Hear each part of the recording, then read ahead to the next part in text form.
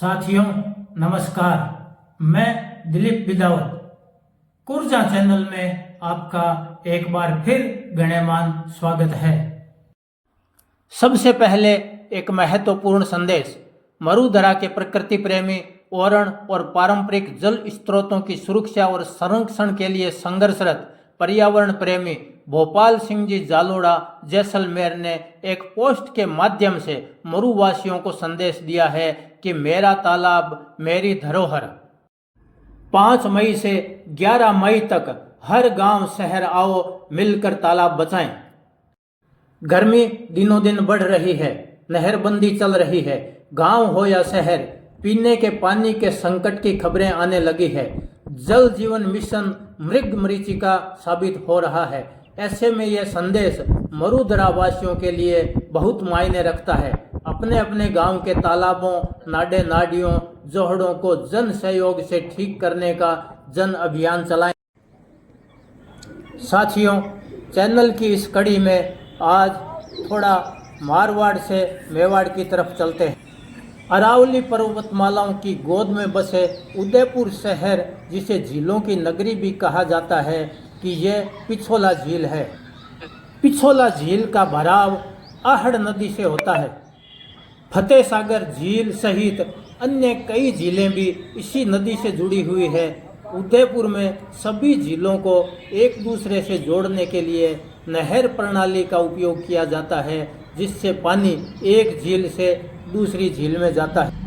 नदियों के बहाव का पानी रोककर पिछोला झील का प्रारंभिक निर्माण सन 1362 में एक बंजारे ने बैल की स्मृति में कराया था। पास के एक पिछोला गांव के कारण इसका नाम पिछोला झील पड़ा। यह बता दें कि मरुधरा सहित देश के विभिन्न हिस्सों में जल स्रोतों के निर्माण में बंजारा समुदाय का बहुत बड़ा योगदान रहा है। यह एक घुमंतु व्यापारिक समुदाय था जो बैलों से परिवहन कर एक स्थान से दूसरे स्थान पर वस्तुओं का व्यापार करते थे।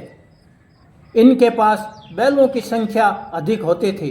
जगह जगह घूमने के दौरान पानी की आवश्यकता रहती थी। जहां भी पानी का संकट होता था, जल स्रोतों का निर्माण कराते थे। एक प्रकार से यह समुदाय पारंपरिक जल स्रोतों के निर्माण के भी विशेषज्ञ थे। बाद के समय में महाराणा उदय सिंह ने पिछोला झील के किनारे उदयपुर शहर की स्थापना की। पत्थरों का बांध बनाकर इस झील का विस्तार किया। वैसे उदयपुर को झीलों का शहर कहा जाता है। पिछोला के अतिरिक्त फतेह सागर, स्वरूप सागर, दूध तलाई, गोवर्धन सागर, उदय सागर और बड़ी झील प्रमुख है। झीलों के कारण ही यहाँ शहर बसा, फला फूला और विकसित हुआ। 4 किलोमीटर लंबी, 3 किलोमीटर चौड़ी और लगभग 8 मीटर गहरी पिछोला झील का पानी कभी पेयजल के रूप में उपयोग किया जाता था, लेकिन अब इसका मुख्य उपयोग पर्यटन, सुंदरता और इकोसिस्टम बनाए रखने के लिए किया जाता है। हालांकि फतेह सागर, स्वरूप सागर और उदय सागर झील के पानी का उपयोग आज भी जल शोधन प्रक्रिया से शुद्धिकरण कर पेयजल के लिए सप्लाई किया जाता है।